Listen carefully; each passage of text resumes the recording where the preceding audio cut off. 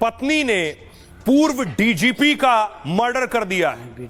हिला देने वाली खबर है। इससे पहले आपको याद होगा नीले ड्रम में कैसे सौरभ को मुस्कान ने मारकर शव के टुकड़े करके रखा था।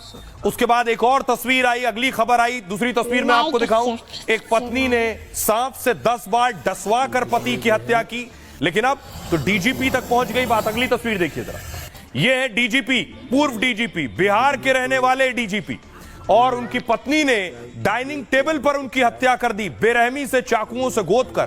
तस्वीर में आपको दिखाऊं, यह है पूर्व डीजीपी की बॉडी जो उनके फर्श पर पड़ी हुई है, चाकुओं से गोदकर पत्नी ने हत्या की है। उसके बाद मौके पर पुलिस पहुंची है।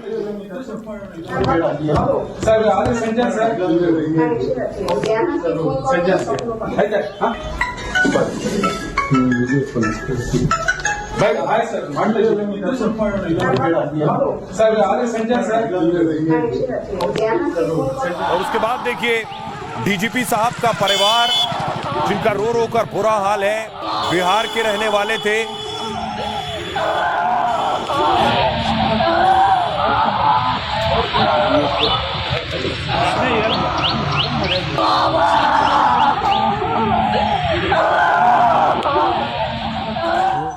पुलिस ने पत्नी को हिरासत में लिया है। पूर्व डीजीपी की पत्नी गिरफ्तार हुई है। ये आप देख रहे हैं, पुलिस ने पत्नी पल्लवी को गिरफ्तार किया है। और पल्लवी से जब पूछताछ की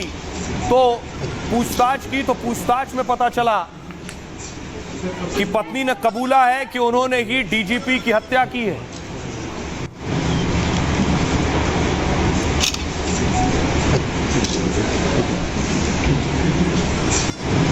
अगली तस्वीर में आपको दिखाऊं, उसके बाद मौके पर फॉरेंसिक टीम पहुंची है।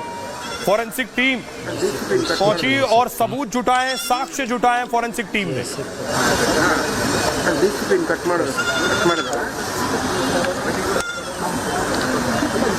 अगली तस्वीर देखिए, वो आलाए कत्ल बरामद हो गया है। जिस चाकू से डीजीपी को गोद कर हत्या की गई, ये वो चाकू है। ये सामान्य सब्जी काटने वाला चाकू है। इस चाकू से एक के बाद एक डीजीपी पर वार हुए, जिसके बाद उनकी मौत हो गई।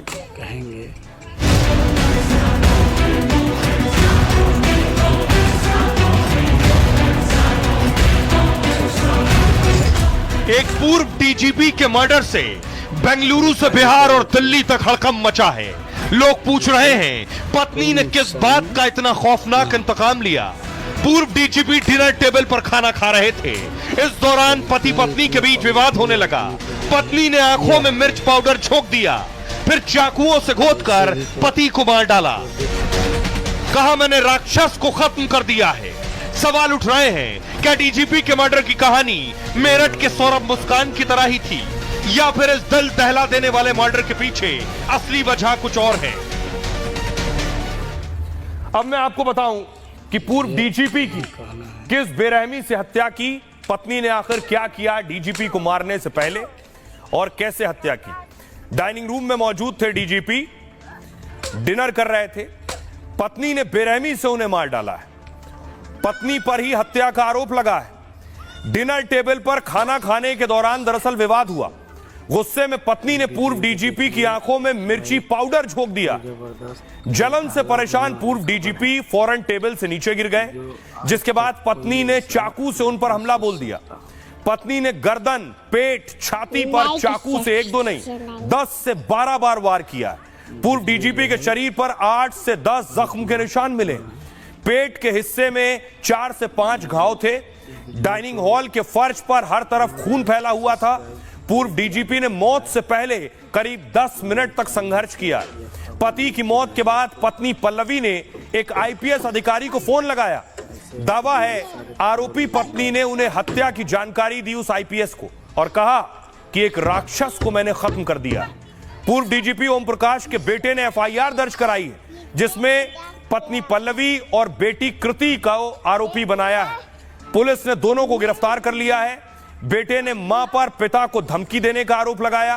कहा, मां 1 हफ्ते से उन्हें जान से मारने की धमकी दे रही थी। धमकी के बाद पूर्व डीजीपी अपनी बहन के घर चले गए थे। 2 दिन पहले बेटी उनकी कृति पिता को वापस घर लेकर आई।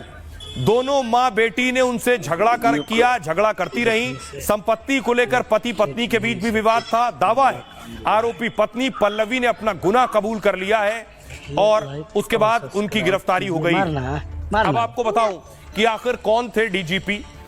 ये तस्वीर देख रहे हैं, ये परिवार की तस्वीर है। पल्लवी की तस्वीर, ओम प्रकाश पूर्व डीजीपी, उनके बच्चों की तस्वीर आप देख रहे हैं। बच्चे अब बड़े हो चुके हैं उनके।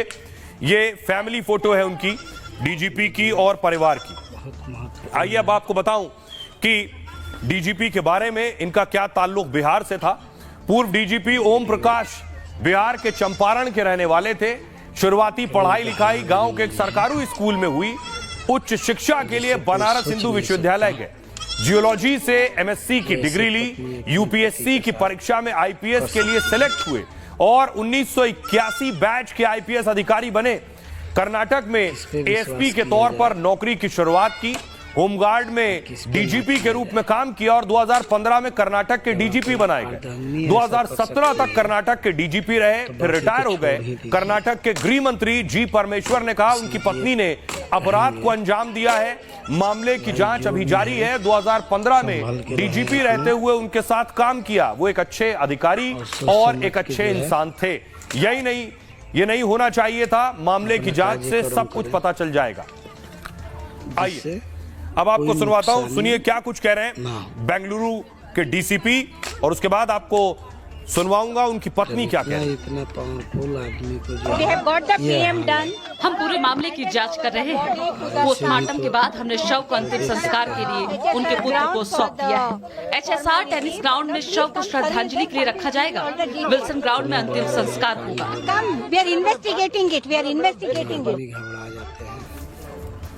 और आइए अब आपको सुनवाने जा रहा हूं पूर्व डीजीपी की पत्नी जिन्होंने हत्या की है।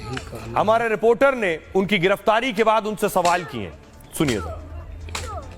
Domestic violence, domestic violence. Okay ma'am. Domestic violence madam. क्या डोमेस्टिक वायलेंस। Okay ma'am.